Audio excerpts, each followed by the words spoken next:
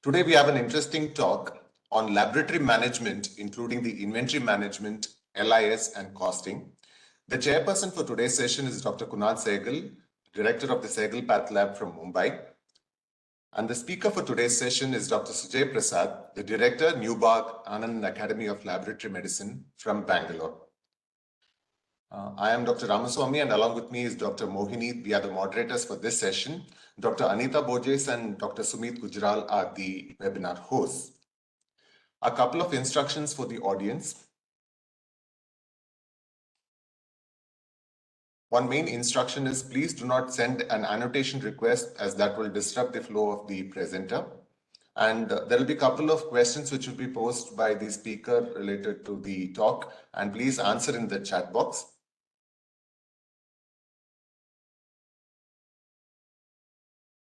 These are a couple of disclaimers.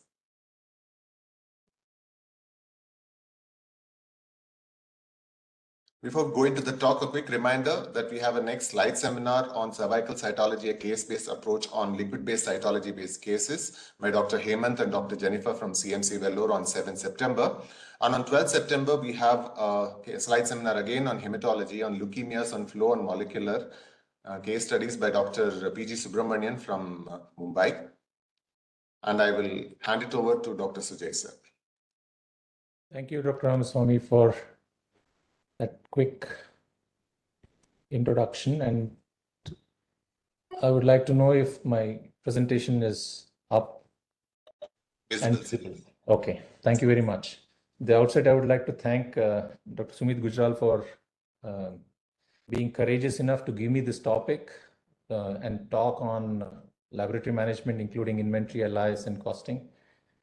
And really hats off to all the students and participants on the virtual meeting today for taking time off to attend this talk, because this is clearly out of whatever syllabus we typically discuss in pathology. So the plan is to cover the topic in about 45 minutes plus. I really don't know. I know for sure it's going to be 45 minutes, but plus I don't know how long it's going to take after that, but let's see how it goes. I'll start with a preamble on overview of laboratory management for about 10 minutes, because I need to give you an overview of why lab management, and then go on to inventory management, LIS, and costing, but not in that order. I think I will start with LIS to start with, and then summarize in 5 minutes. Again, disclaimer, this presentation is meant solely for teaching purpose. Data has been compiled from my own experience, known textbooks, and from authors who have duly been acknowledged. There are no financial interests or conflict of interests in the proprietary works of other authors. This presentation is not intended to be exhaustive from any point of view and will focus on concepts, application, and lab approaches. Please note that this presentation is an overview. I'm not going to be getting into very specifics, and the intention is not to make you experts on this topic. For more detailed understanding of the subject, you are encouraged to refer to available literature, discuss, and actually experience it through your own day-to-day practice. This presentation is structured for the understanding of PGs, postgraduates in pathology, and is at a very fundamental basic level. And please feel free to place your queries in the chat as and when you have one. We can discuss it at the end of the session. Now I have 6 MCQ questions, and you see a smiley on the right side. When I click, it will take 20 seconds to become very clear. End of 20 seconds, I'm going to the next MCQ. But before going to the next MCQ, I would like, I'll request Dr. Ramaswamy to help me with the most common answer that was seen. So your time starts now.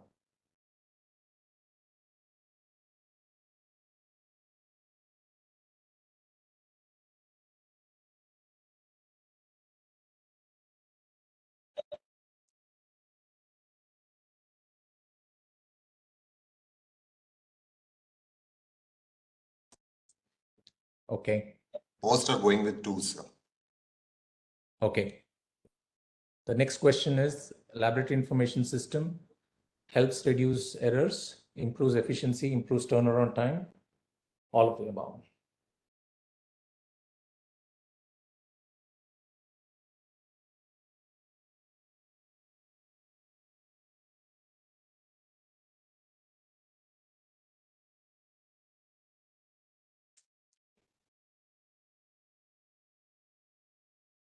Almost all have gone with 4. Sir.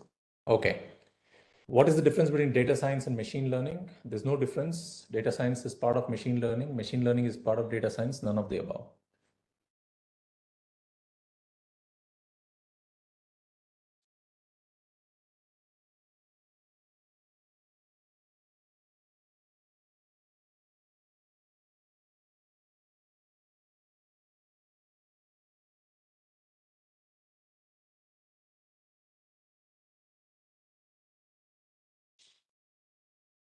Most feel it is 3, some feel it is 2, sir. Okay. What is the difference between procurement and purchase? There's no difference. Procurement is part of purchase. Purchase is part of procurement. They are unrelated.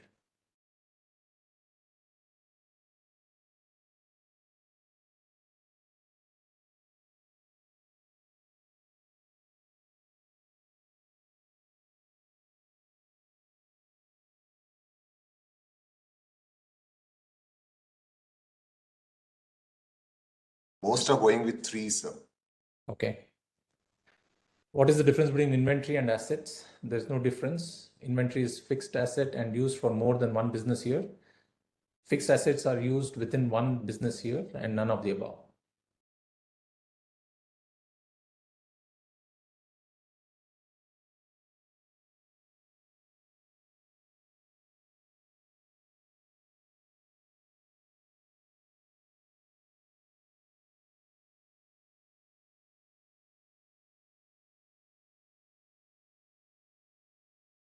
It's a mixed bag between 4 and 2, sir.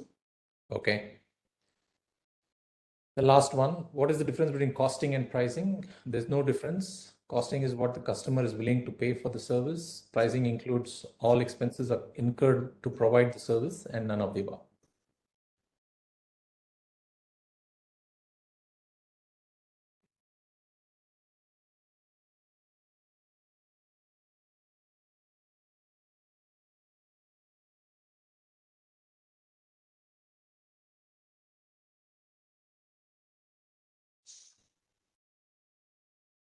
Most are going with 3, sir. Okay. So with that, we'll see all those questions again at the end of the talk. And now we'll go with overview of laboratory management. And it's all about perspective, isn't it? Because when I was told to give this topic, the question came, and if I was a postgraduate, I would ask myself, why bother about lab management when we have so much to worry about in pathology itself?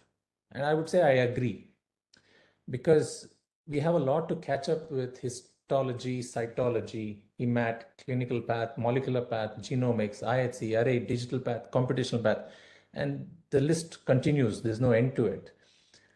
And in the process, we tend to like only certain things about pathology and start to dislike other aspects of pathology and its practice. And this kind of leads to a constant resistance to anything that is not related to core subject of pathology, which in turn leads to a lack of understanding the very work that makes life easy. And this kind of eventually we realize that every activity is useful, either through experiencing the outcome of dislikes or through experiencing the dislike itself as an opportunity to grow and evolve. And there is a subtle difference between the two. Of course, all of us have our likes and dislikes. And when we dislike something, we don't see it as an opportunity. We kind of go through the dislike, and then the outcome of it is something very unpleasant. Instead, if we look at it as an opportunity, can we grow and evolve? And when we talk of evolve, we have to talk of evolution. And evolution is a process of continuous change from lower, simpler, or worse to a higher, more complex or better state. You must be wondering, why am I taking you through this aspect? I think this preamble is necessary because I learned from it, and I'm hoping that we can have a discussion on this, on how evolution helps us in our daily lives. And the entire concept is so well written by Mihaly in this book, The Evolving Self. And he talks about how single cell organisms evolved into more complex organisms like the humans. And when we look at the simpler ones, the entire organism kind of replicates. Whereas when you get into a more complex organism like the human, there are these stem cells which replicate. They have their own cycle of replication. But apart from that, there's something else that is happening.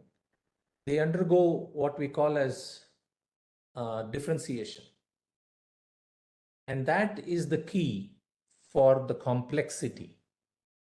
I know Borges Madam often asks, can amoeba develop cancer? And I would always wonder, why can't a cell convert into a malignant one, particularly an amoeba?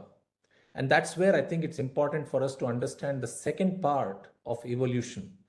Evolution is progressive complexity, which we have seen differentiation is a very key component. But the other one, and it's a very important one, and something that I would want you to keep in mind as we go through this session, because when you look at the differentiation, we are talking of a human which has differentiated organs like kidney, lung, heart, liver, muscle, bone, brain. That's not exhaustive though, but can these organs work on their own? And certainly not. The answer is certainly not, because they need to be integrated. And what do I mean by integration? I think that's the key. There is communication between and within all of these differentiated structures. And these are through nerves, through blood. You have chemical signals coming through blood, nutrients coming through blood, and waste elements going out, again carried by the blood.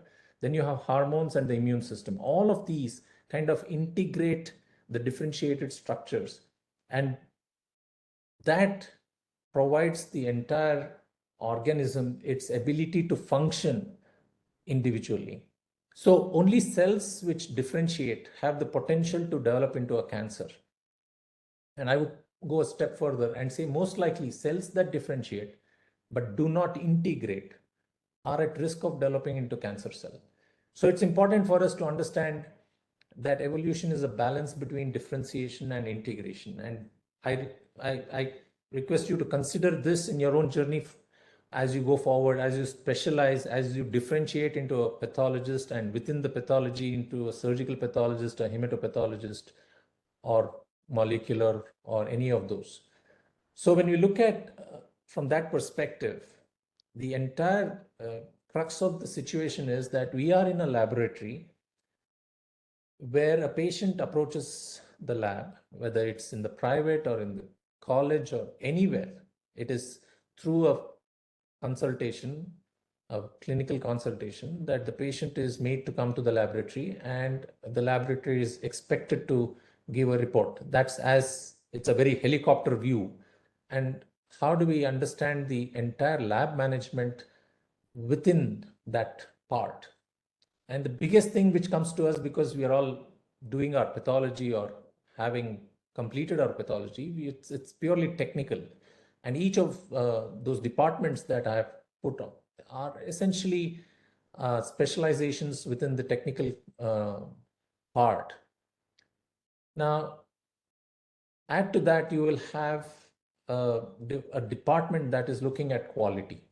Of course, each department has its own, but you also have another department that has quality, calibration, accreditation, and all of those.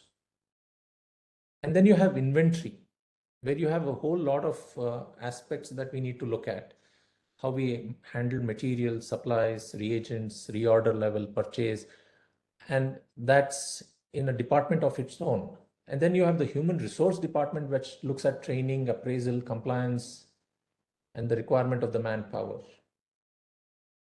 And then you have the laboratory information system, where data is sourced from many places, including manual ones, and stored in a database and combined to ensure that information is well sourced, it is well mined, and then converted to a report that the patient gets. And then there is finance and accounting, and there are so many other departments that are equally important. Now, this is where I would say this is differentiation. Each of these departments are specialized. They have their own work to do. Question is there integration? Is there something which is like in the human body, you have nerves, blood, hormones, and immune system. But in a situation that we have in a lab management, what is the kind of communication that we need to look at to ensure that all the departments and within the department are integrated? And that's through leadership, trust, respect, integrity, honesty, sheer joy. All of these, I would think, are the ones that integrate all the departments to work in harmony, in ease. If the integration is lacking, then there will be dis-ease. And that's what we experience as all the symptoms of disease. So in any organization, we often see this, that the integration happens only in few departments. Some departments are not at all communicating with other departments, and that leads to a different challenge. Or it's possible that within the department, the communication is not there, leadership is not there, trust is not there, and that can be very challenging. Or it can be very sketchy, or it can be none at all. But I would like to call you back to this message. Evolution is a balance between differentiation and integration. And you might ask, I ask myself this, I like to differentiate, but I often don't integrate. And how do I start to go that route where I integrate with other aspects of the work that is done in the laboratory? So amongst all the departments, today's talk will focus on laboratory information system, inventory, and to some extent, costing of common laboratory tests. So when we look at the laboratory information system itself, I would have spoken only about the LIS, but I know for sure that it has two other components. One is the IT systems, and the other one is data science. And these are differentiated structures again. Now the question is, are they integrated? IT systems are a combination of hardware and software. LIS is an application that puts all those information together. And data science in recent years helps get meaningful insights from the same data that is available in the LIS. So when we look at the hardware, we are talking of servers, workstations, monitors, firewalls, peripherals, and network. And hardware alone is not sufficient. We need to have an operating system. We need to have a database. We need to have a domain that serves all the clients. And we have a software for antivirus and a backup. Now, this is not sufficient. You need to have application softwares that help register patients when they come into our lab so that information is available across the network to the right person. If a person has been registered for histopathology at the ground floor where the registration is, has the request form been scanned to ensure that the pathologist in the department, when it comes for reporting, it's available, the test request form is available for an appropriate reporting. Details on sample collection, interface, testing, accreditation, and even records. All of those then become application which is sitting on the software in the server. Now, once we have all this kind of data, it's the role of the data science And at this point, I would like to say that data science professionals, data analysts are very useful only if the pathologist is able to ask the right question. Data scientists will use the data that is existing in the LIS to provide meaningful insights to the pathologist using the same data. Pathologist, being a human, cannot analyze thousands of data points. It's humanly impossible unless you're a wizard or a genius. But for a common pathologist, data science, the important thing is for the pathologist to ask questions.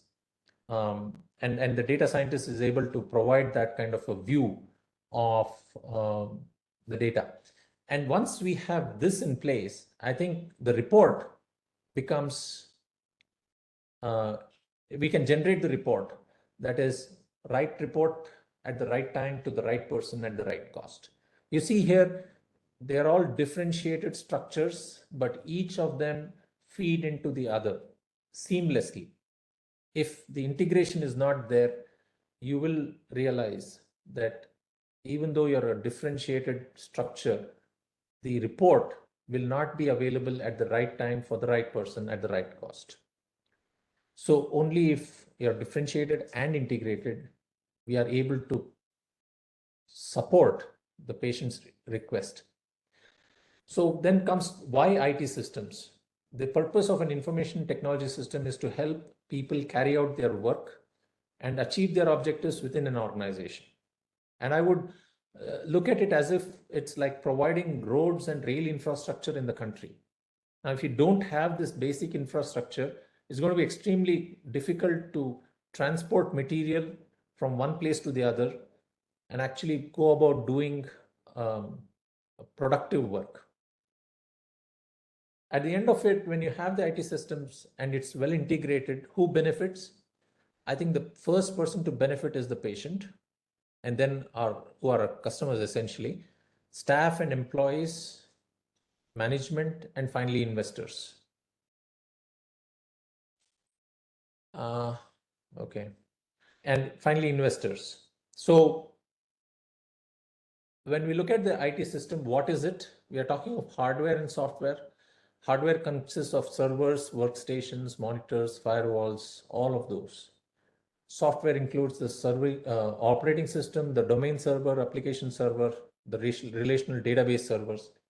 Hardwares themselves could be, the servers themselves could be tower, rack, or even blade. And as you go from the tower to the blade, the space required is certainly less, but the cost also starts going up. Workstations are of different capabilities, and there are certain areas where you would want to operate on a very light computing device. It's called thin clients, or you would need a very high performing computer like the one that is required in a digital pathology system environment.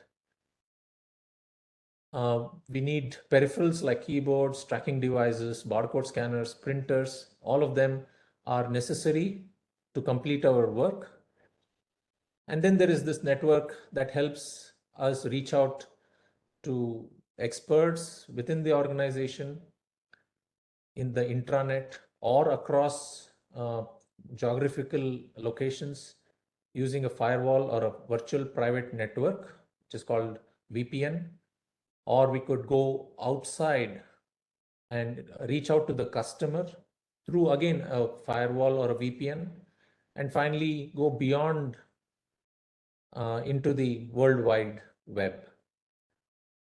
All of these are basic understandings for us to even be able to understand if do we have to have servers on premise or use cloud computing when it is sitting on the World Wide Web. So when we look at all of these, then comes the concept of backup and disaster recovery.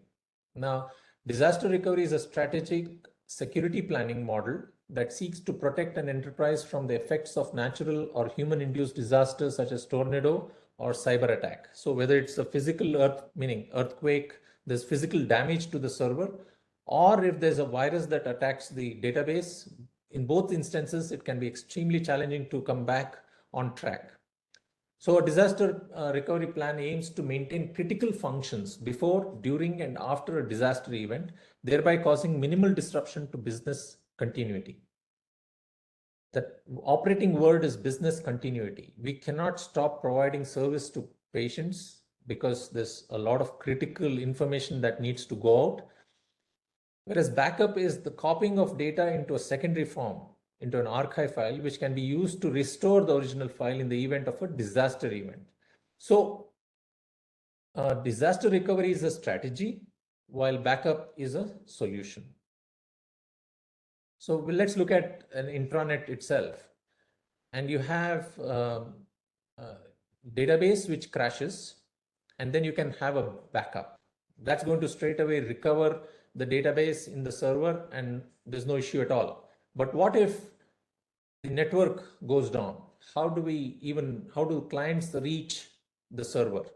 And that's where disaster recovery comes. It doesn't look at only the backup.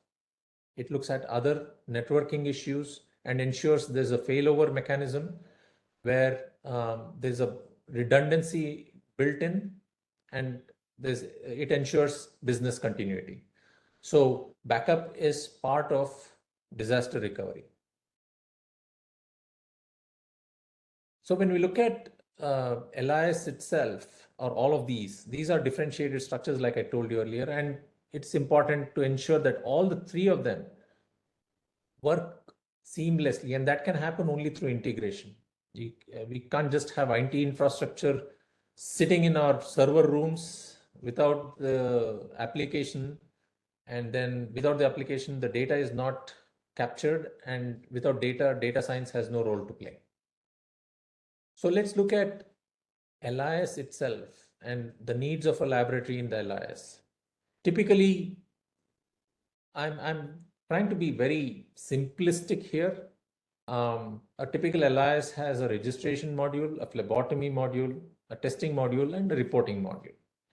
And again, I'm telling you this is a very simplistic form, but I'm trying to take you through this simplistic form and show you how granular we can get to the details.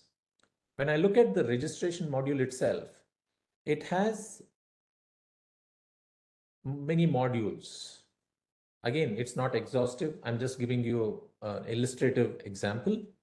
There is patient details, the doctor details, test details, and payment details. And each of these are linked, and it has to be integrated. And when I look at patient details itself, there's a whole lot of information that needs to come in. Name, gender, age or date of birth, patient ID, what's the status, whole lot of them. And then we need to look at the test details. Or even we go to phlebotomy. In phlebotomy, we have phlebotomist details, who drew the blood sample, who collected the histopath specimen, what is the tube details, patient preparation, sample tracking. All of these become very important aspects of an LIS. And I've just gone into the details of the tube. And when we look at the tube itself, do we have patient identification, test verification, tube specification, tube labeling, order of draw, details of phlebotomist?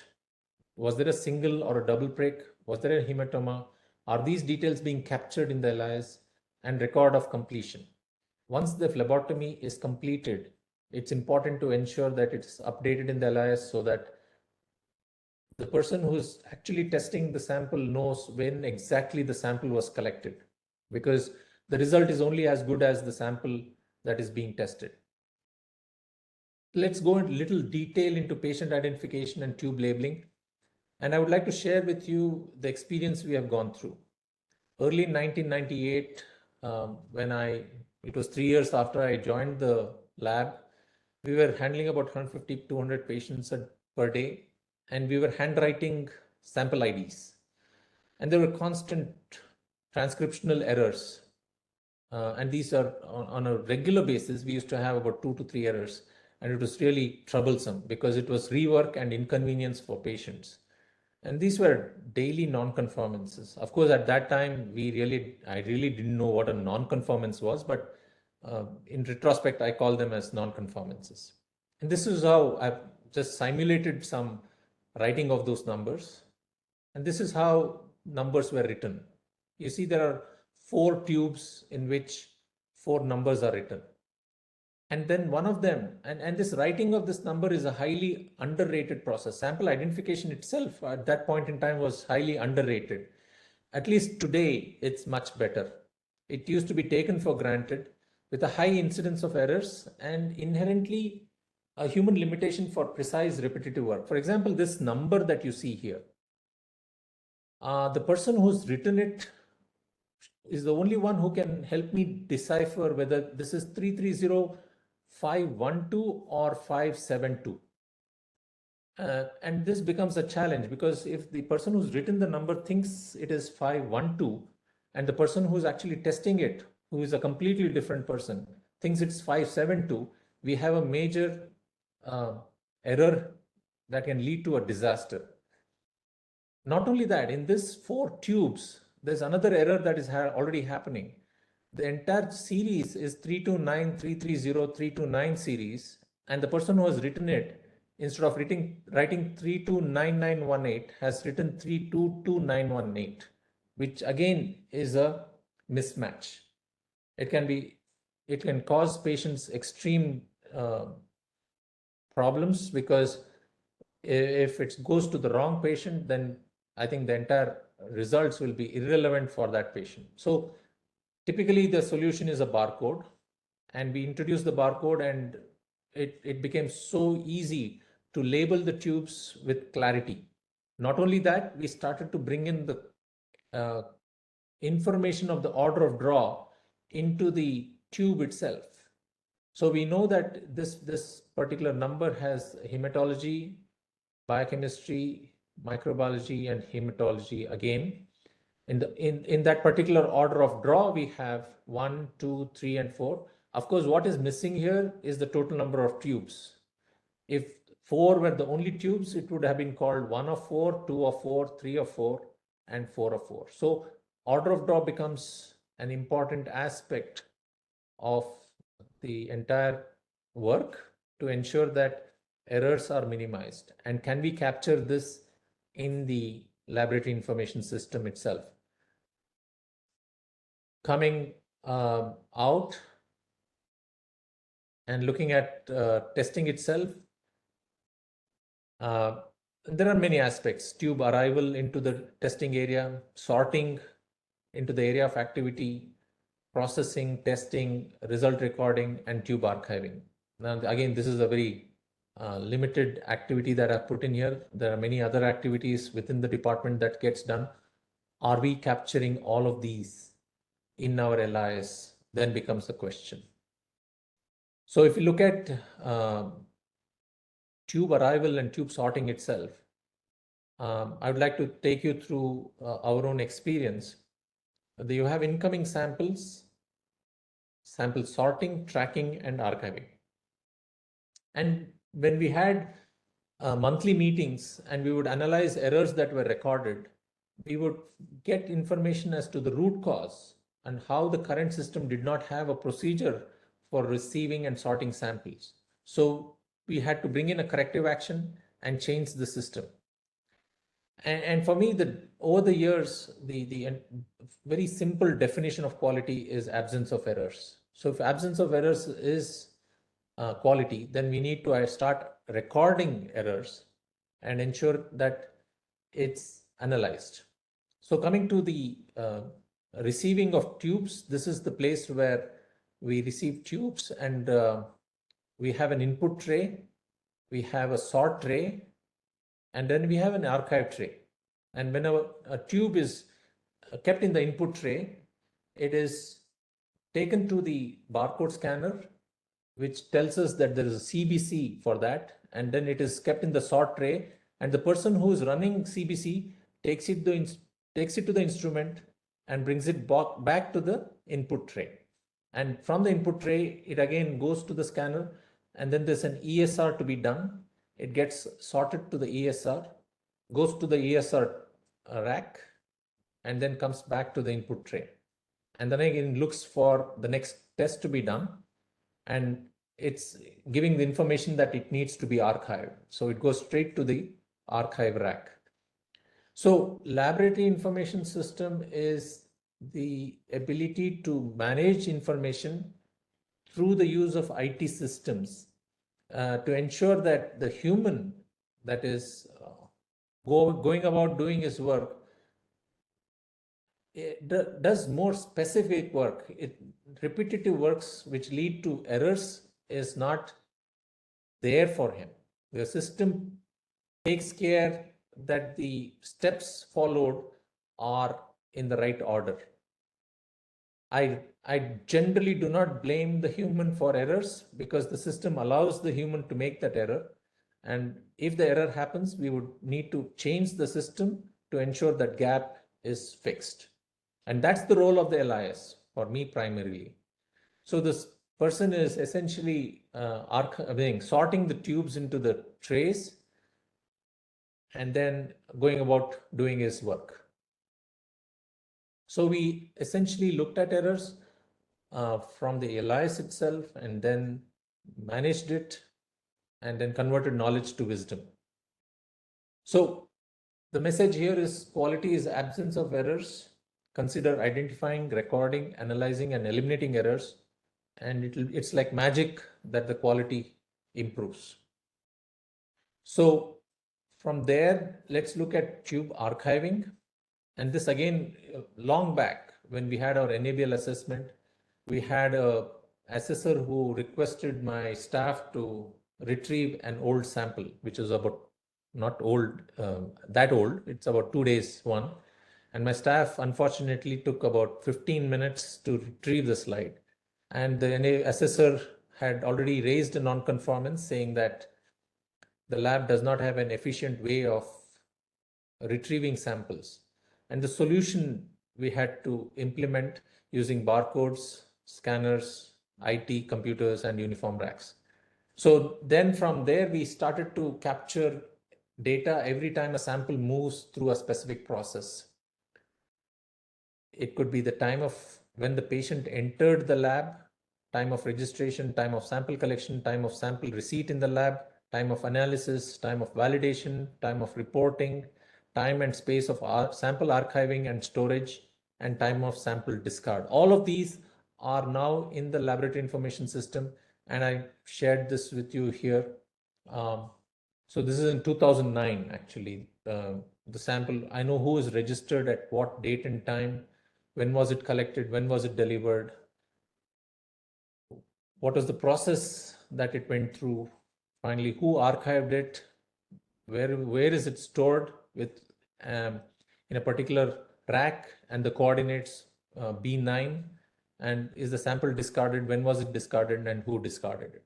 So a defect which was identified during an NABL audit, when we looked at a solution to overcome that non-conformance, we implemented a sorting or an archiving software that helped us immensely in the years to come.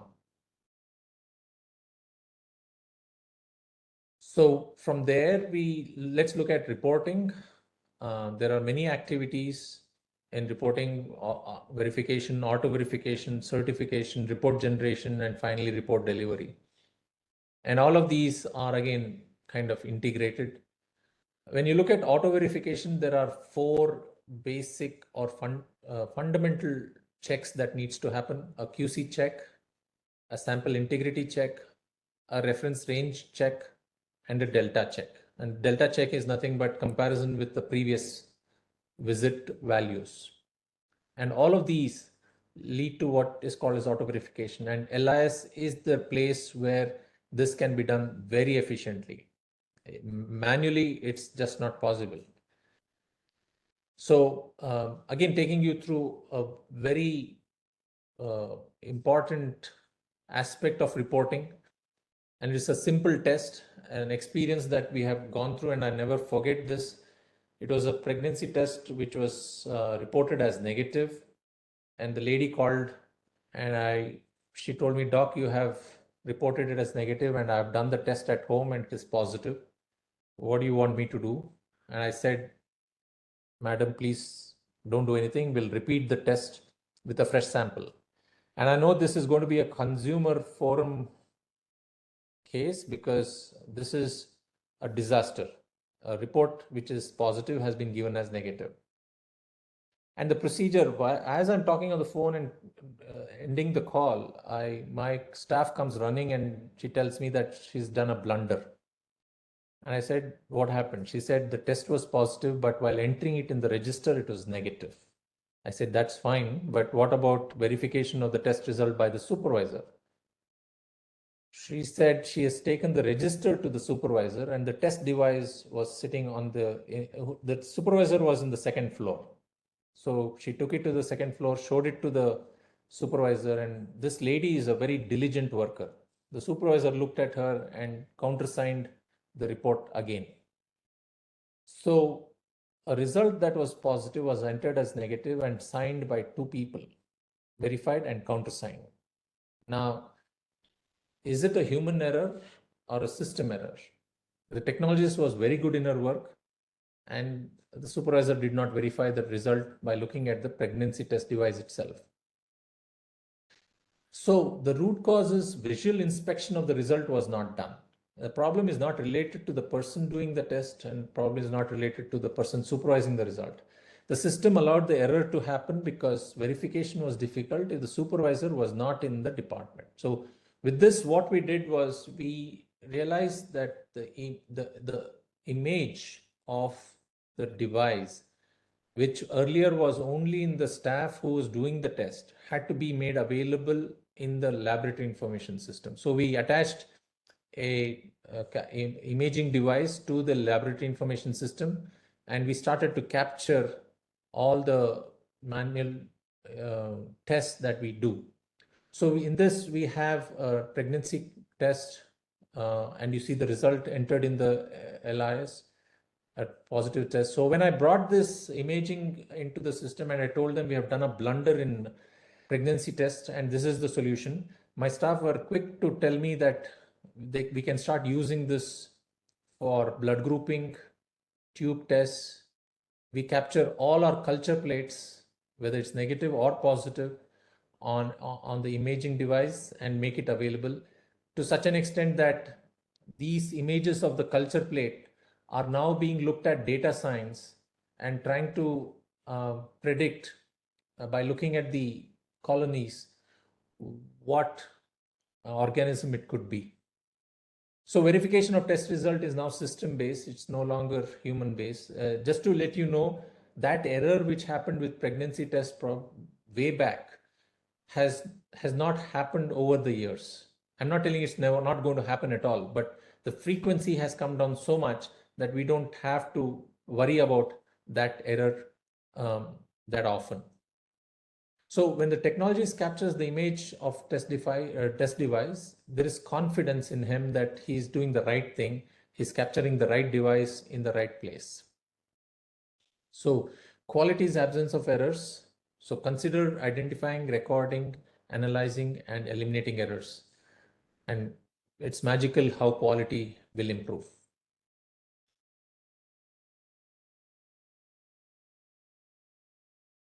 From there, I'm going to go to issue of reports. And between 1998 and 2003, we were working from 9 to 5:30. That's a strange time for a clinical lab to work. And when we went in for NABL, there was a requirement to put in a feedback or a complaint form. And the frequent feedback was to keep the lab open till 7 p.m. at least to get the reports. So what we did was we used the LIS to put what is called as the report vending machine. So this person is putting the barcode bill into the vending machine, and it gives an instruction on the screen as to that the report and how many pages of report is being printed, and he gets his report and he takes it. If he tries to get another copy, it says report already printed, please contact reception. So the LIS is a very powerful tool provided the data is source is available, the right questions are asked, and more importantly, if errors are analyzed, to use LIS to make it a go-to place to overcome all those challenges subsequently. So when we look at LIS itself, there's a whole lot of modules inside them, but they'll all be relevant only if they're well integrated. From there, I'll take you through data science. I think it's 45 minutes up, but I will quickly take you through data science, and which is the last part of the entire data mining. So we have a department of data science since 2015, and we are trying to, it's certainly a team effort, and we are trying to see how to put data together and answer questions. So in 2021, we had a total of 101 projects that were going on. And in 2023, we have 461 projects that are going on. And it's amazing to see how departments have started to understand the relevance of data science to the extent that they have started to ask questions, whether it's microbiology or cytogenetics, biochemistry or hematology. They all have started to ask relevant questions which the data science team has started to answer. So just to give you a flavor of what we do, can CBC results distinguish between patients who have the disease from those who do not? This is a very broad-based questions, which has led to many smaller projects, including iron deficiency, beta thaltrate, which all of us constantly want to be alerted about. And then in biochemistry, we are looking at, is there a unique pattern in liver function test that indicates abnormality? We're looking at globin chain mass spectrometry data to look at pattern recognition. And there are other projects that we are trying to do in simple operations. We are trying to see if there's an anomaly in the registration itself.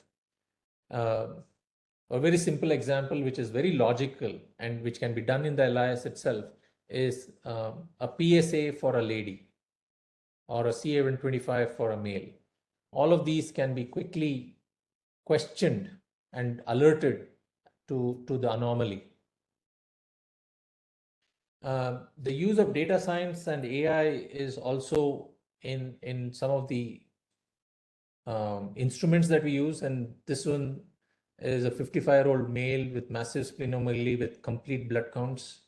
And when we look at the scatter plot, it seems to be separated out, the scatter, but the WNR, or those of you who have used Sysmex, you will see that there is a certain population sitting there, which doesn't look good.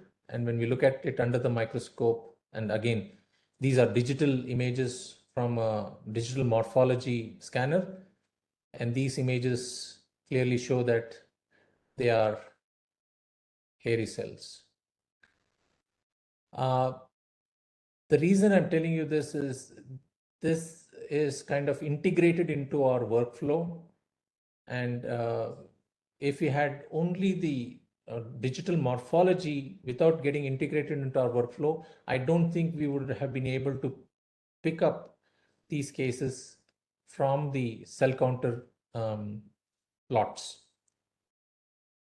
And then the entire data can be visualized in different forms. You see, this is information on COVID testing. If you look at the 3 waves that we have had, how COVID testing has gone about. If you see, the first wave is kind of relatively less broad-based. The second one was really intense and pretty broad. And the third one, you see, it's just peaked and dropped soon enough. So it gives you a fair idea of how the testing is happening and how we can visualize it. This is a hospital lab management turnaround time dashboard, where you have the top three hospital labs that have outliers, and depending when I click on one of them, when I click on the outliers, I'll get to know which lab and which hospital lab is the top outlier. I click on that outlier, and then I get to know which tests are the ones that are troubling us in that particular hospital lab. In this case, it's urine complete examination, TSH, that is troubling us. So it gives us insights into an actionable area where we can start looking at paying attention to. So why do we need to analyze data? For better insights. It has assists diagnosticians in minimizing noise and enhancing signal. It provides a quick and user-friendly way of screening large populations, and it can pick up unusual patterns and sort them out. And I like this because we have picked up a lot of errors because of these unusual patterns. It doesn't just fit into normal physiological or pathological patterns. And in some instances, of course, we pick up rare entities because we are analyzing data from a very different viewpoint. So coming back to this entire process of laboratory management, I would from here go to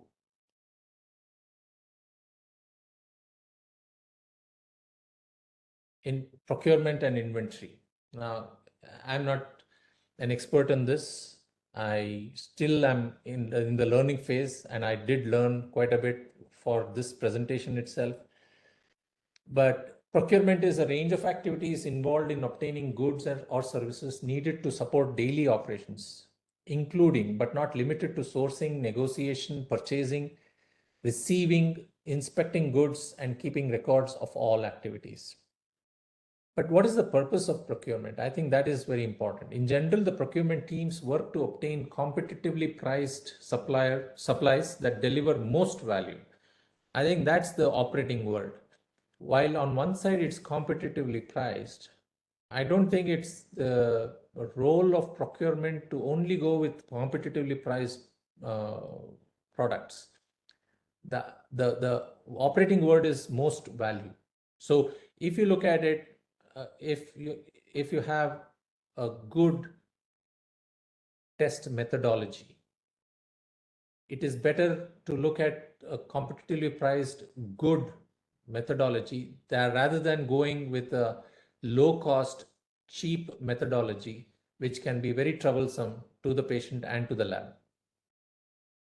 So when you look at the procurement or stores, there's material sourcing on one side, and there's service and product on deriving the requirement from the other side.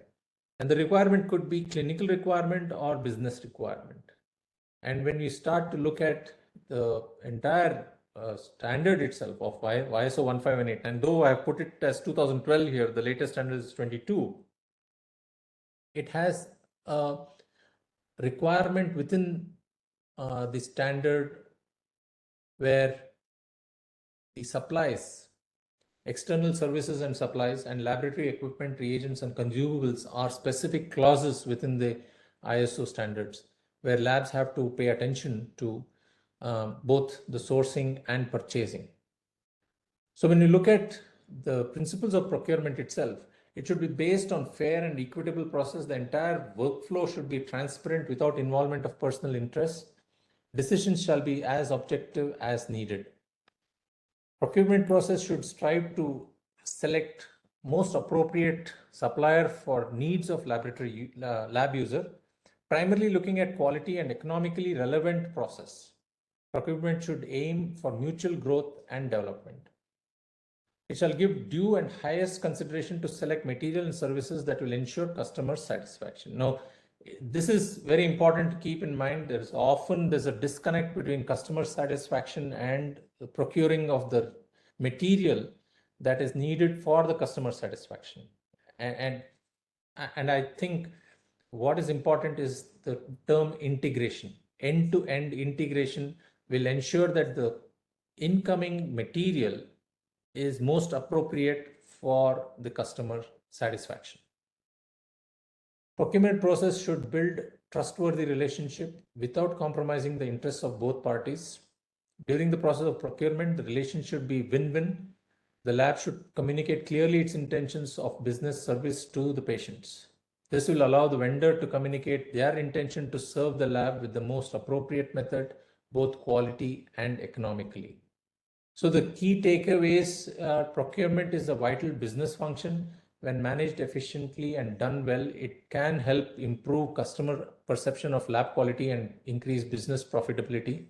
It includes a range of activities involved in obtaining goods and services, including sourcing, negotiating terms, making purchases, tracking when supplies are received, and maintaining records. It's important to continuously monitor and assess the procurement process to improve any weak spots or inefficiencies. And finally, technology can reduce procurement cost and administrative overhead by automating and tracking procurement process. So you see, there's IT, software, hardware, application getting integrated in all aspects of the workflow. So when you look at the inventory part, inventory refers to all the items, goods, merchandise, and materials held by a business for selling products or services in the market. Such material are essentially consumed within one business year. The example is lab provides services in routine biochemistry, let's say blood sugar. And the test performed, you have reagents, pipettes, distilled water. And on the other side, you have instrument, computer, and barcode scanner. All of these are used to perform a test, whether it's blood sugar or even preparing a slide for histopathology. The ones on the right side, that is reagent, pipettes, tips, and distilled water, are called inventory, while the instrument, the computer, and the barcode scanners are all assets. The assets have an asset management system, and the inventory will have an inventory management system.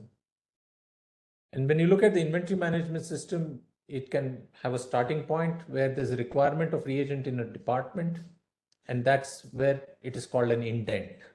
The department is putting an intent, and in British, it's an official order or requisition for goods.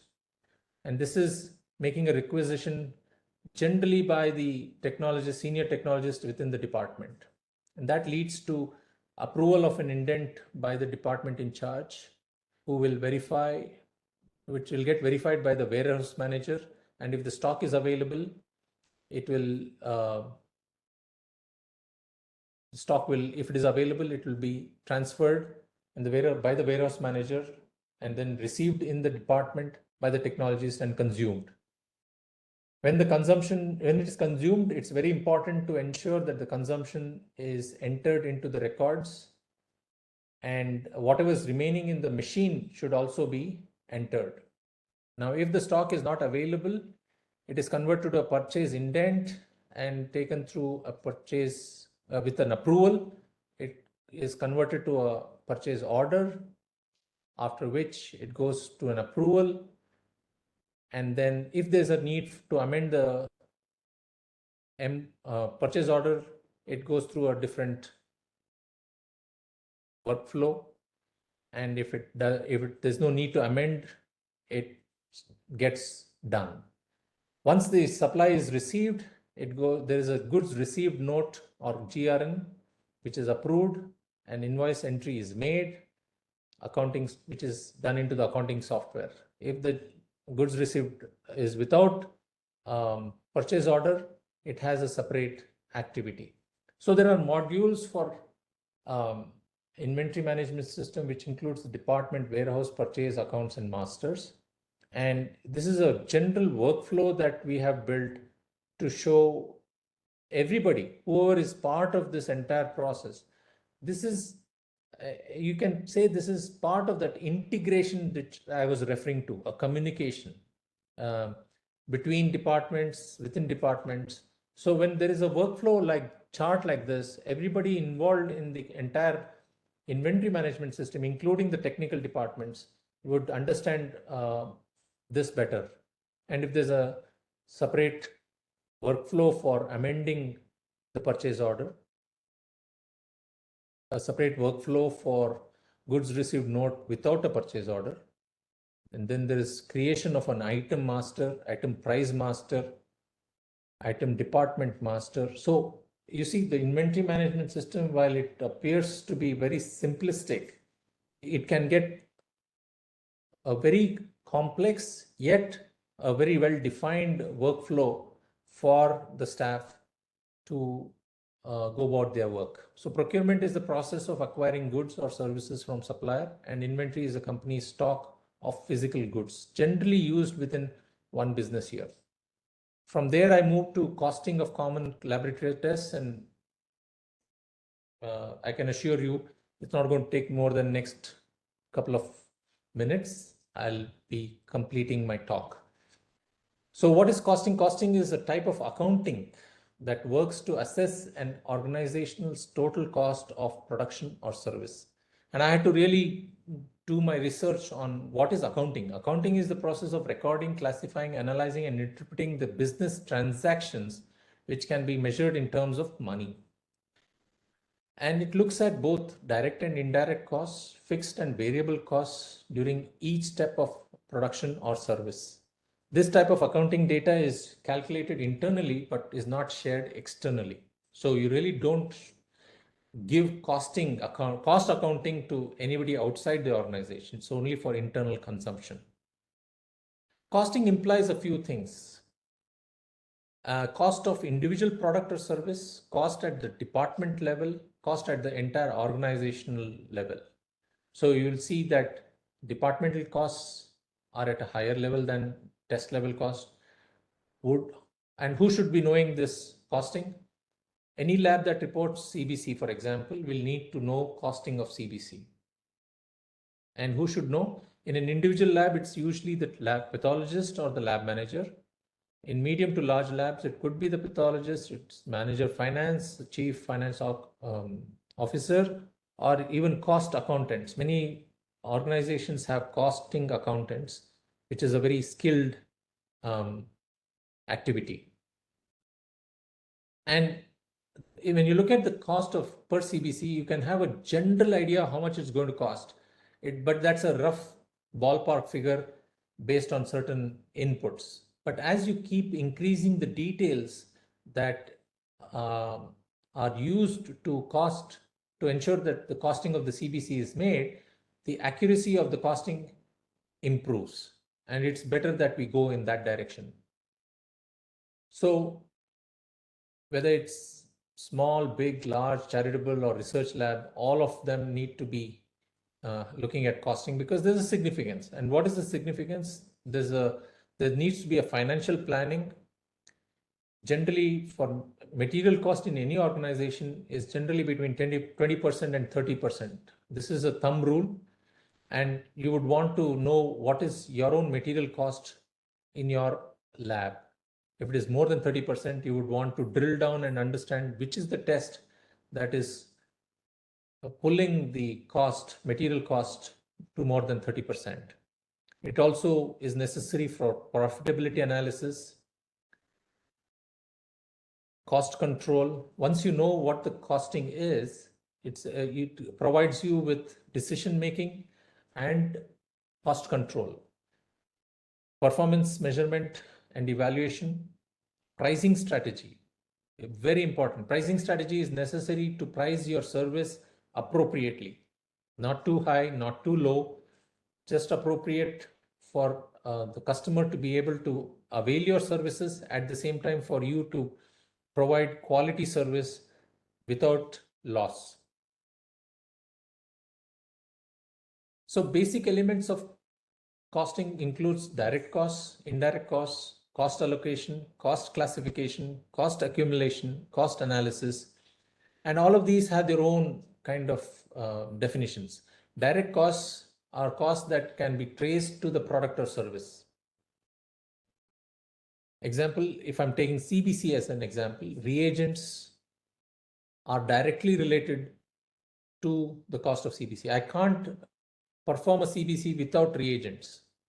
I can't perform a CBC with slides, without slides for a slide maker stainer. Or for digital morphology, I use oil. And if I'm going to use digital morphology without oil, I cannot convert those scanned images into a digital image. Light source. All of these are direct costs. Indirect costs are costs that cannot be assigned to a product or service. Example could be the rent that we pay for the space in which the instruments are, the manpower cost. These are indirect costs. I can't assign the cost of a manpower who is performing the test to an individual CBC report. I can only allocate the manpower cost. Administrative cost, that includes the finance cost, the HR costs, all of those are administrative costs. Then comes the utility cost, including the power, water, air conditioning, and then the maintenance of the infrastructure. If I have UPS or even generators to ensure power continuity, generators have their maintenance, annual maintenance contract. That's an indirect cost. And these are generally lumped under one heading called overheads. Cost allocation is assigning indirect cost to an individual product or service. That includes rental costs, annual maintenance cost, and utilities. Cost classification into different categories. Fixed costs are those that remain constant irrespective of change in volume. Variable costs are costs that change proportionately with change in volume. And then you have semi-variable costs, which contains part of fixed and variable costs. Cost accumulation is collecting and recording data on cost in a systematic manner. Records in forms of invoices, payroll, expense reports, consumption records, all of those are accumulation. Cost analysis includes identifying cost drivers, reagents in lab medicine, manpower in imaging, things like that. Evaluate profitability, control costs, setting prices. So when we look at the helicopter view of the vendor, laboratory, and customer, we'll know that when we purchase from a vendor, what we receive is a cost price. And when we provide a service, it is the selling price. So generally, the terminology used is when we talk of cost, it is what we buy. And when we talk of price, it is what we sell. But for the customer, when he is buying from us the service, it is cost to him. So when we have this overview, cost to the lab to perform the test will be reagent, consumables, human resource, waste management, equipment purchase. This is not exhaustive. And pricing to the customer will be based on the cost of service, competition, customer willingness to pay, and based on the priority of the lab. So when you have all of these activities that are related to the entire workflow, all these are different, fall into different buckets. Some of them into direct costs, some of them into indirect costs, and when you further take them into fixed and variable costs, they will be again classified as fixed and variable costs. And then you can have a 2x2 where you start allocating or putting these data into the relevant buckets. And once you have put them, you can start to get an understanding of how you are performing when it comes to costing. Fixed costs are those that remain constant. I have already gone through this. Suppose you're looking at total revenue, which is total cost plus profit. In total cost, you have variable costs. In variable costs, you have direct and indirect. Direct variable cost will include reagents. Indirect variable cost will include waste management. Fixed direct cost will be equipment purchase. Fixed indirect cost will be rental. And like that, you can start to view data. And all of this data is already available. If not in the LIS, it's available in your accounting software, and you can start looking at it. So I've just given you a quick example of how we start looking at direct costs of reagents for CBC. And then there is a whole Excel file that you start allocating, and then you see final cost for CBC is 22 rupees based on various inputs. Please note that this does not include the overhead costs that are necessary to perform the test. So like this, you can start accumulating all the data and start putting it into each of those buckets. So my question is, after costing what? Cost containment strategies can be implemented only if you know what your costs are, including bulk purchasing of reagents and supplies, streamlining processes to reduce waste and improve efficiency, utilize automation to improve consistency and reduce labor costs, implementing appropriate billing based on cost analysis. All of these are relevant. I've already gone through this. So the takeaway is for postgraduates to consider allowing themselves to be part of such meetings to gain insights. Our role in pathology laboratory management is interdependent. It's not independent. You have to understand that. Do not hesitate to learn newer concepts, even if they're not part of your core subject.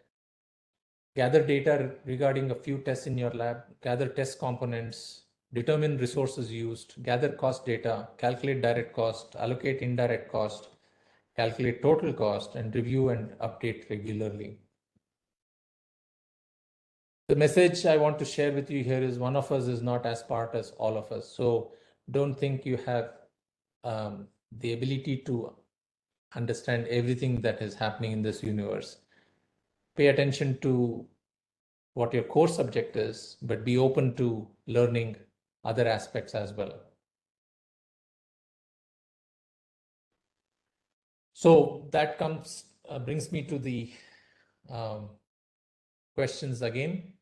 And I would like to see, Dr. Ramsamy, are we ready? Yes, sir. So you have 10 seconds to put in the chat if you have any different answer from what you gave earlier.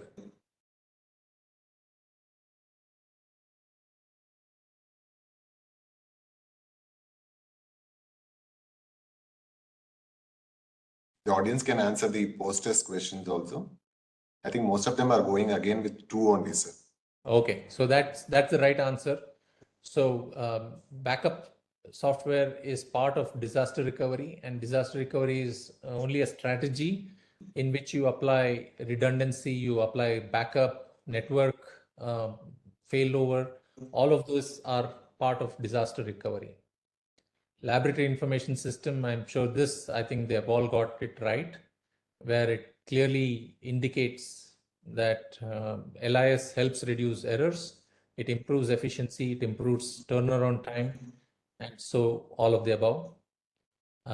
Difference between data science and machine learning.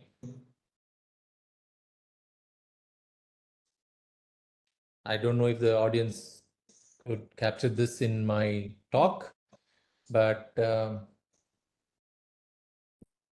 if they have answered this question. Some are going with 4, some are going with 3, sir. Oh, okay. So I think 3 is relevant. Data science is an overarching field in which machine learning is a part. So machine learning is part of data science. Between procurement and purchase.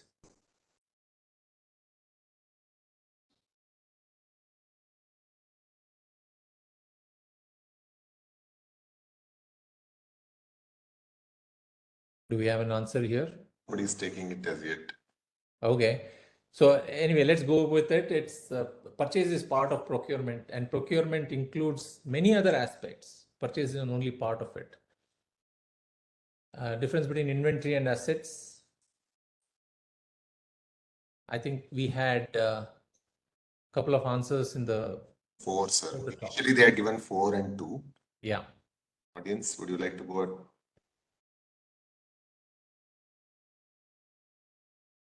Anyway, so this it's none of the above because they are still with 4. Yeah, that it makes sense because inventory is short term. It's always used within one business year, whereas fixed assets are long term, like computers and refrigerators, all the hardware that we use for the, the reagents that we use on the hardware is inventory. The hardware that we use is the asset. Costing and pricing. I think I tried to explain this during my talk, but let us see if the audience are willing to answer this.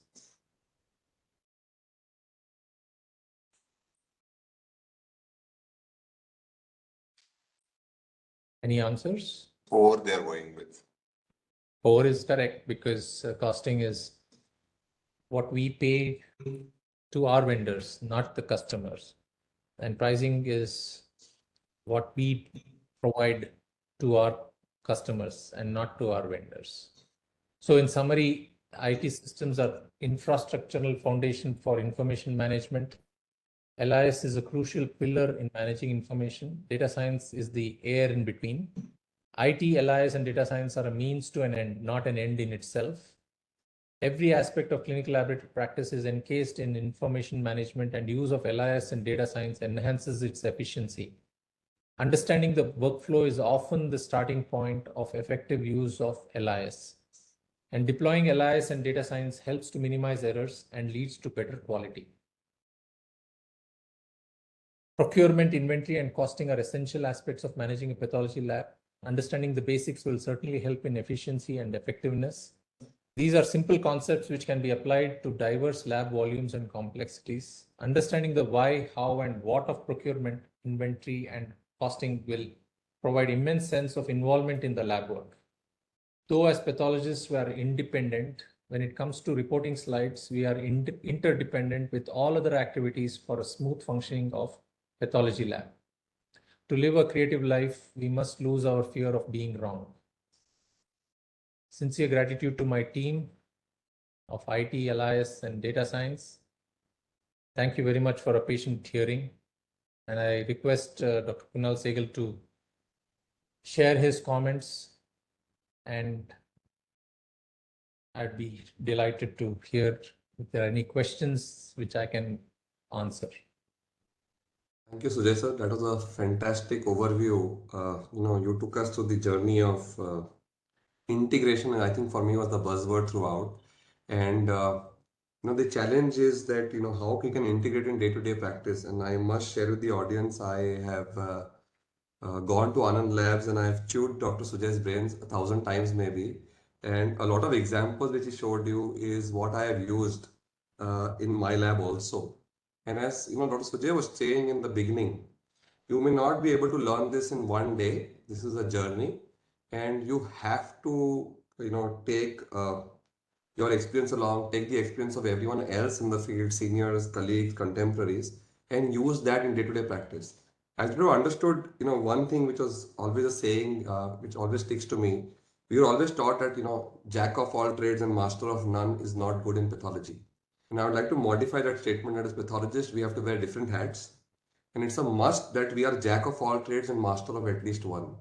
That master of one may be a technical area of skill, maybe histopathology, hematology, it could be a specialized subspecialty, it could be IT, anything. But that jack of all trades for a pathologist is very important. And in many of Sujay sir's slides, you would have seen that, the finance may be handled by 1, 2, 3, 4 people, but the pathologist was everywhere. So I think the 4 skills which are not part of a routine pathology curriculum, which I think all pathologists at whichever age you have to know, and I would list those 4 things, is information technology, IT in whole, finance in general, whether it is personal or business finance, procurement and purchase, and HR skills. Now, when I say HR skills, we didn't go into it in details, whether those are the legal compliance is a different subset altogether, you may outsource, but man management skills is a must, which we all pathologists, and sometimes I get asked this question, you are focusing on this because you are in a private laboratory owner. But I must say, whether you're in a private laboratory, a government setup, or a corporate pathology laboratory, this is a skill you must have. Now, somebody asked me, why should I have these skills? Why do I need to have IT? today when the most difficult decision I have been part of, is sitting on the chair of being an interviewer when, you have other pathologists coming for training, residency programs, and you have to select some candidate. Trust me, those 5 minutes or after an MCQ exam is not the right approach. And I find it the most challenging position to be. I would rather be on the other side. Now, if I have to compare, what do I look at? Everyone comes with, MD degrees, DM degrees, comparative. Everyone has poster presentations, papers these days. I would look at a separate skill set, and these would be in these four categories or experiences. As a laboratory owner, manager, director, or a pathologist, I would love to work with somebody who has interest in IT, finance, procurement, or HR skills. Now, you may ask that, in residency, you don't get enough exposure. How am I going to learn it? So I will share some practical aspects where I learned it during my, period of stay at different times of, uh, at different stages of my life. During MD in hematology, I was, we had this fight of getting uh, simple things like tissue paper, cotton for the hematology lab, and you have to, get that oil from your microscope. How to have that man management skill of, talking to the purchase officer, saving an extra tissue paper. What were his problems? Why were you not getting? Were you as a resident involved with those kind of simple processes? You would understand that there is a background, what Dr. Sujay was trying to say. There is a store, there is a mini store, there is a PO which goes, till I entered in my own lab, I didn't understand what a GRN is. It's okay. It's okay not to understand a goods received note. But the idea that this exists so that you can ask someone is what you need to know. So that is the skill which I learned in my MD days. For example, when I was at Tata Hospital training, I was always fighting with my senior technologist. I know Ashok sir and Badri sir who taught me flow. Why is this antibody not available? I had told you 3 months ago. And they would say, I can't help it. Rate list is not made. They have not released the purchase order and it's not coming. And I said, how can it be for 3 months? And I remember I fought with Dr. Mani. He said, don't talk to me. Go and speak to the purchase office. And when I landed there, it was another field altogether. But uh, today I feel, learning those processes, going to the purchase officer, fighting for the, that antibody. And he said that, your lab has not given us the sort of, there was a master list of all antibodies. You are supposed to make a number to that antibody or a product that had to be entered into Tata Hospital system. Then you could place a purchase order. So I understood the lapses happening at our end. So next time I gave a purchase order, I said, okay, is it in the master list? I can order today. If not, I will make that indent for that number or the addition today. So, those kind of practical experiences I learned when I was there. I worked at Hinduja Hospital, and one of the meetings which doctors would never go to is a purchase and procurement meeting. Okay, it is only with the head of department. I'm wondering, the head of department is going, can I go along? Okay, I went there and I realized, oh, this is a completely different field. How do they negotiate with the company, guys? How do they talk? On what aspects are they negotiating? We are always looking at price from a very small point of view, like, okay, this test of CBC, as Dr. Sujay said, is costing 22 rupees. But that's the hidden cost. The real costs are elsewhere. What are the technical, how to fill, you require a certain machine, and in most hospitals, you'll have to go through a tender system. What data is entered into the tender system? What are the technical requirements of the CBC machines? And they are in the market. So you have to study those. You have to read the tender yourself. You require a certain machine, you have to read about it. So I started reading those kind of things. Then there used to be a new test was started, and they used to say, fill up this form and give.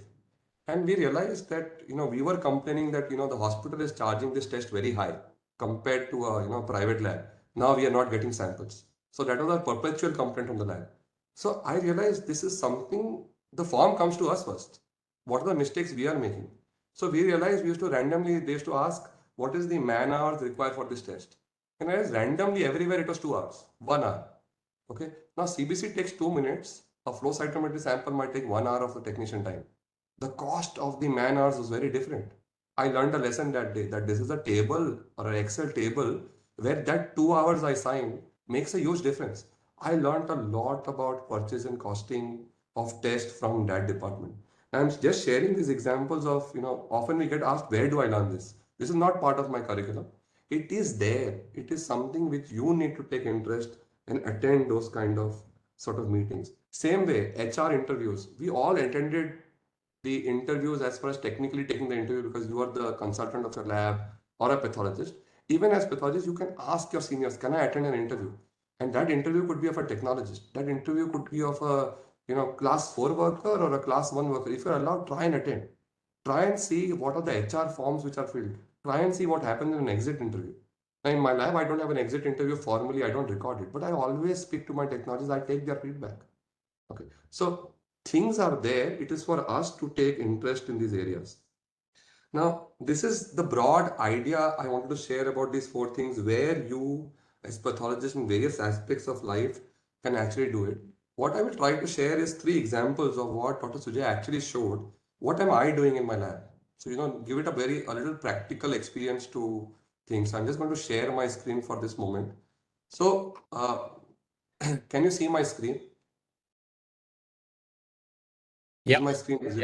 Yes, clear. I'm actually going to show you, Dr. Sujay had shared an example where the mistake about the pregnancy test happened. And sir had shared this mistake with me when I still remember around 7 years ago, I visited Anand Labs. He had taken me the whole spectrum and said, this mistake happened.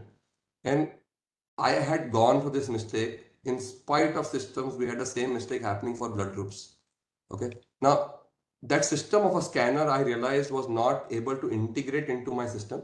And I said, I need to find a way because the same error will happen. So what we did is we formed a WhatsApp group, and this is actually my live WhatsApp web right now, where whichever manual test, now this is for example, one manual test, where this test, the software, the machine is not integrated, it's not an interface with my laboratory information system. So this test of dengue, NS1, is manually filled as negative or positive, it is typed. So how do I confirm my staff or doctor is not going to go over there?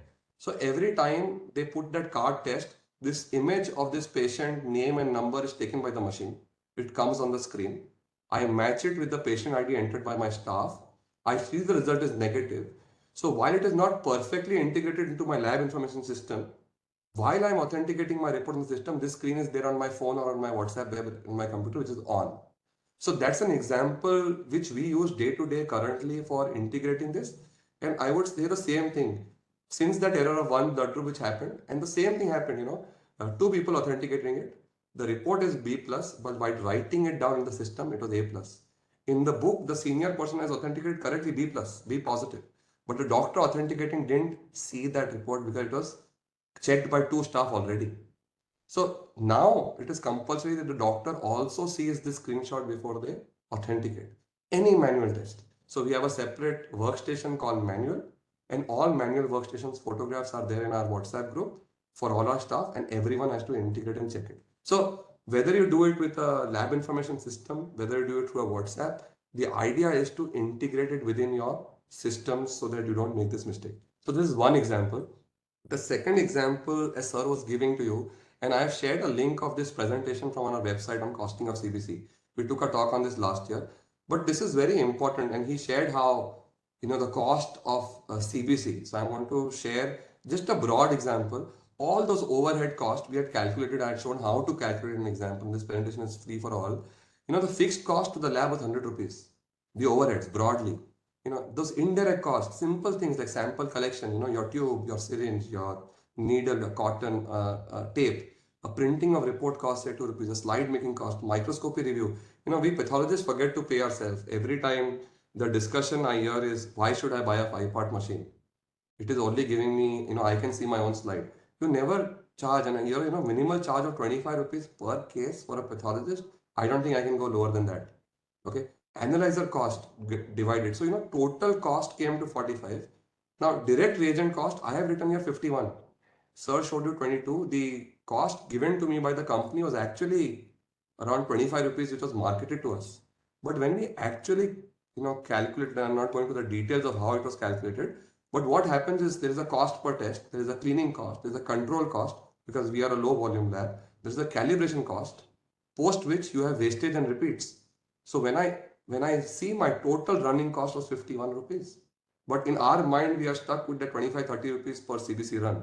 So when I integrated all the cost into my CBC, I realized I am 196 rupees is the cost to the lab.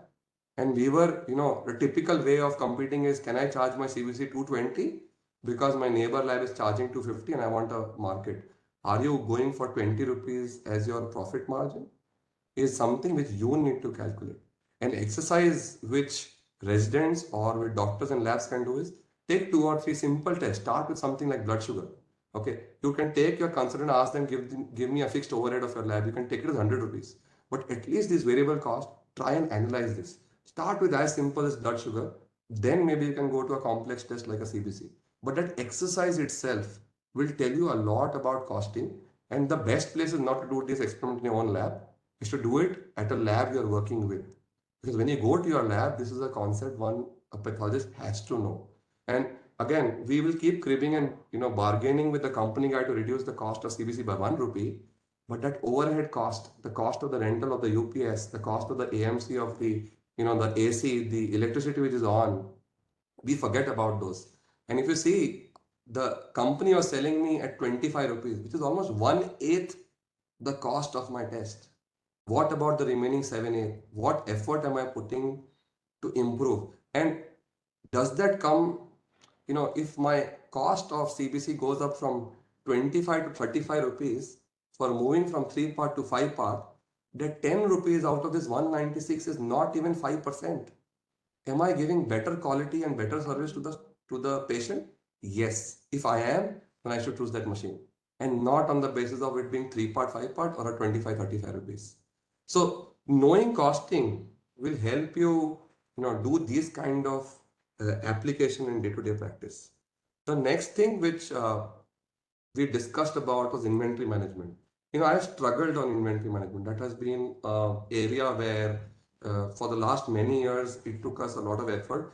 And we realized one thing was missing is I am a small size lab with, I don't have a purchase team or a purchase officer or a CFO sitting and doing this for me. I had to lead this with my team to have multiple roles and do it. But we were failing. Our inventory, at the end of the year, accounting of inventory management was really failing. So we realized while our LIS, ideally it would have been great if my software had it. Can we integrate these services? We took help of automation. This is one software I'm using. I'm not trying to promote one, just trying to show you. This software gave us this benefit and we've been using this for 1 year now. It integrated the whole process of ordering, so generating a purchase order, which means at the back end, I had to have a master rate list of all the items which I had to purchase from different vendors. And I realized that exercise itself was very important because, were we every time giving the same small things like a cotton, a label, a barcode, a sticker, a printer, those small things, they had to be put into the master list so that the purchase order now is generated from this one software itself. Okay. After that, when the inventory was coming, there is barcoding. Then, having a separate team, everyone has a mobile phone, everyone has this app. In everyone today's phone, you have a camera, and they integrated, the software vendor integrated the barcoding or scanning through the individual person's camera. So everyone was given departments where they are in charge. So anyone and everyone can receive an item. But entering into the system was given to a supervisor. They do that. Now everyone consumes items. The biggest challenge is how when it is removed from the fridge or the stock, and in a small lab you'll have one refrigerator which is your working stock, sometimes also your main stock. So invariably, 2 reagents are lying in the freezer with nobody knowing. The challenge was when you start scanning it at the end of consumption, start recording wastage with a software like this, it helped us integrate. And at the end of this year, this financial year, when we gave our audit, it took me 5 minutes to get a draft of what are the reagents in my lab. We did a scanning audit with all the barcode scanning. We could match the things, and my accounts team was very happy because this was the first time we didn't have to, juggle up with numbers or come up with numbers which are random. It was actually their data using our system. So also what it did, because we had to be so specific, this is how our stores were set up. If you see different reagent, different barcoding, if you see this kind of, I might want to zoom it over here. This is like our kit for dengue. Full screen, Kunal. Dengue NS1 kit. Kunal, full screen. Okay, sir, I will try and zoom this specifically to show this card. Like, this kit comes, for example, a dengue IgM kit, you may have 20 tests in the lab, and you're not buying more than 1 kit at a time. So what we do is we divide this 20 tests into 4 kits. We have these 4 bags. Each bag is 5 tests. So when this one bag has a barcode label to it, when they open one bag, that code is scanned. So in the lab now there are 3 bags with 5 kits left. When they scan the second one, again now 10 are left. When they scan the third one, an alarm is set which goes to the supervisor in charge, the dengue IgM 5 tests are left. You don't want to have an alarm and only one test is left because you'll have at least a day before it comes. So for rare test also, we could subdivide into small kits and store into such kind of boxes, or these bottles of different reagents are stored nicely in these racks rather than putting them in one box and every day they are in different places. So these kind of management systems have to be learned, and this is just an example of what I have done. Again, I learned from somebody else. You could visit my lab. I'm sure Dr. Sujay will be happy to have you at their lab or any other lab and see what are the different systems to be followed. And because everyone has a different LIS, a different software, you may not be able to exactly replicate it, but it will give you an idea of what kind of software features you want in your lab, what kind of processes you need to make in your lab so that you can apply these kind of things in day-to-day practice. So the gist or the message again I would say is, I showed you 3 application systems. One was the WhatsApp, one was integration through this software, and the third is the main software you use. If you can see the screen, this is the example of a laboratory information system I have. And as sir said, it was very simplified in the way he showed. You have patient booking, you have sample collection and receiving, you have sample send and receiving, you segregate and distribute a sample to the labs, your workstations where the machines are kept will take it, the staff will have a workload list of what are the list of tests to be done. Once the results are generated, they are interfaced. Then the patient results are entered, the reports are printed, there is an address manager and a summary for MIS reports. These are different modules, and in each module there are sub-modules. So this is just 3 different software programs. Maybe it's a WhatsApp, which is the independent program which all of us have. It's a LIS program, or the program which I showed you is for my integration of my inventory management system, all integrated within a network.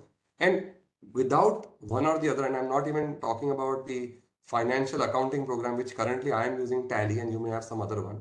So the challenge for me is I have to integrate these 4 programs. How do I integrate to give a better quality result to the patient in the end? So the idea is we need to have the knowledge of these processes. And the idea at the end of this talk would be not to give you an answer to each question, but to expose the pathology residents, doctors currently, or the guys entering into practice, that these areas exist. Please pay attention. And I think I would also want to say, if you pay more attention to this, this may result in a sense of fulfillment, a sense of happiness that okay, you understand these processes.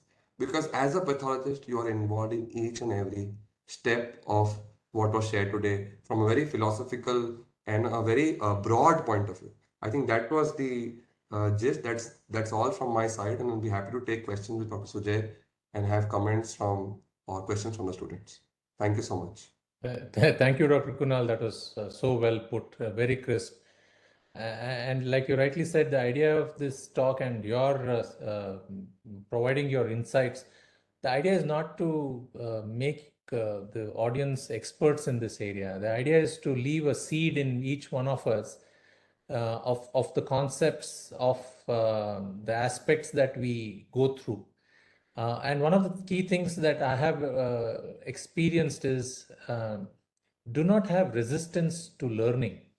And we often don't like to learn anything other than pathology. And that is a big obstacle for our own growth. So while you're learning pathology, great. Keep it in mind, that's all that is fine, but you pay attention to the small things like what Dr. Kunal mentioned. It's a huge benefit. It's a huge plus. So if there are any questions, Dr. Ramaswamy, if there are no questions, but one query to both of you, sir. Like some of the residents who will pass out will be faced with different vendors coming out to sell them different either IT solutions or techno solutions. Like what are the key things they should bear in mind, because everybody will play on cost, but having understood the process, at least to start off, what they should, have an idea to evaluate them. Okay, but I'll go first before Dr. Kunal Sure, sir. gives his views.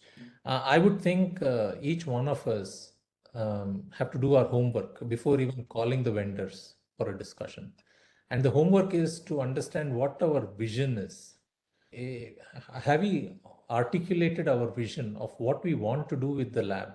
We want to do something. Is that clear? That vision is the one that provides clarity about the questions that I'm going to ask the vendor.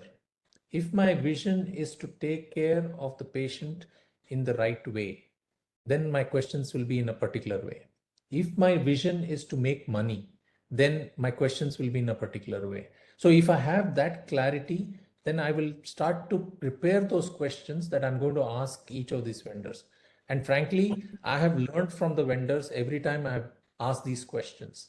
And I'm not going to decide based on just one. I'm going to ask 3, 4 vendors. And when I ask these questions, same questions to 3, 4 vendors, I get different insights. And all of them are good. There's nothing right or wrong, but they're just viewpoints that I take. I make my own understanding of all of it, and then I'm in a better position to take a decision on which is the right way to go. Not the easy way, but the right way to take forward. So I would think do some homework, understand your own, have with clarity what your purpose of that particular calling the vendor is, and then you will find answers. Dr. Kunal?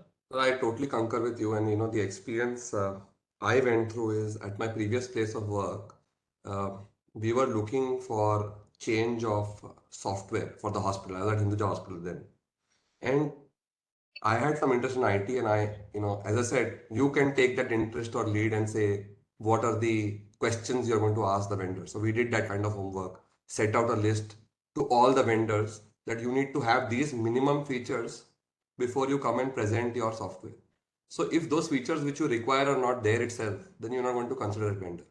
Often at a very early level, we get asked, okay, should I buy a 30,000 software or should I buy a 3 lakh software? I think that's not the right approach. Yeah. So what I did also, starting afresh, we fortunately did presentations from at least 8 or 9 vendors. And as Dr. Sujay was saying, every vendor presented the plus points. We also asked, what is the weak points of your software? What are you not having? Rather than only what you're having. What do you think your higher module has? Why should I have that module? Okay, because they will sell you license for one computer, then you wonder, oh, but I have 5 computers in my lab. Will it be there for all 5? So these all will come after you meet 5 or 6 vendors, because you yourself don't know these things initially. You are learning from the vendors first. Second thing is, I went and met Dr. Bide. I saw his software. I went to Anand Lab. I saw Dr. Sujay's software. And I still remember asking him, sir, which software to buy. And his message to me, just stuck with me, was, buying a software is like a marriage. He had shared this with me. You either, are you looking for divorce at the end of it right from the beginning? Or, are you looking to manage and find a way to move ahead? Okay. So if your initial analysis and initial requirements were met, there will always be some small issues, nitty-gritties, which you can resolve in discussion. But if your initial, things were not met from a technical angle itself, then there is a challenge. You want to grow into a multi-lab specialty, you want to have multiple branches. Is your software server systems capable of expansion? You want to be a single owner lab, 20 tests, 50 tests a day, 50 patients a day. It's a different requirement. But I don't think any one of us thinks that, okay, I want to stick to 50 patients a day. You'll at least want to move to 500. So think of 500 when you are doing 50 patients a day. That's my personal approach. I think a little bigger and 2 steps ahead of times. And with IT, it is so rapidly evolving that you have to be 2 steps ahead. That's my broad thought process as far as selection of an LIS software system is there. There's no doubt about it. Like you said, if you're trying to capture errors in the LIS and trying to analyze them to find the root cause and fix it, it's a marriage which is constantly evolving. There's a requirement on a regular basis to adapt and modify and apply the modification in the LIS to ensure that the patient gets the right result at the right time in the right quality. Thank you, sir. I think both of you succinctly put it that one, you should have a vision, and second, you should learn. I think one of our audience, one Dr. John Basil Umali, he's a regular to this program, and he asked, do you have any resource recommendations for laboratory management and costings? That's a tough one. I think I went through Costing for Dummies. There's a book which is yellow color. I think I skipped that slide, but that helped me a lot in terms of actually concepts, understanding the concepts and the terminologies and all of those. But for me, what happened was my interactions with my finance manager, the accounting people, my stores, purchase. When I sit with them in the discussions, trying to understand why the department did not get the material in time, all of these things get discussed, and that is what I'm trying to say is the fluid. I call integration. If we dislike this activity, then we are only differentiated but not integrated.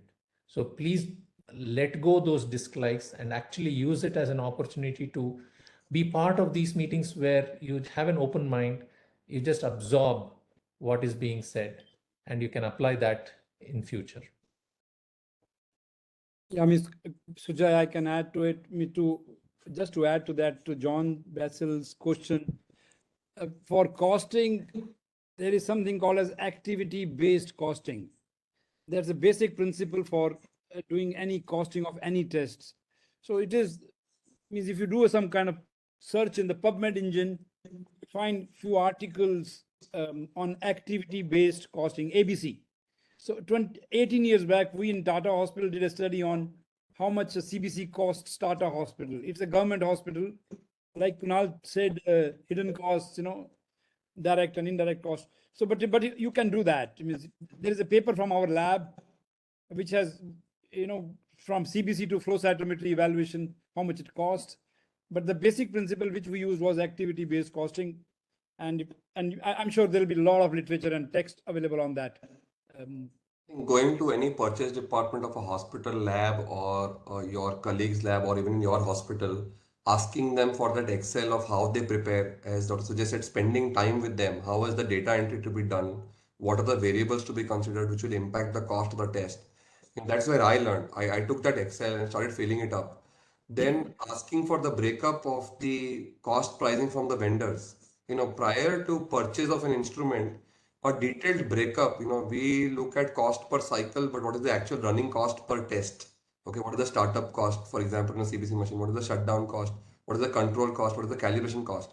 When the vendors want to sell you a machine, they will give you all the information. And I'm not saying the vendors won't give you later, but beforehand, they will definitely give you. And that comparison and that was been a huge learning for me as to how, because they are experts at that. So we need to learn from them.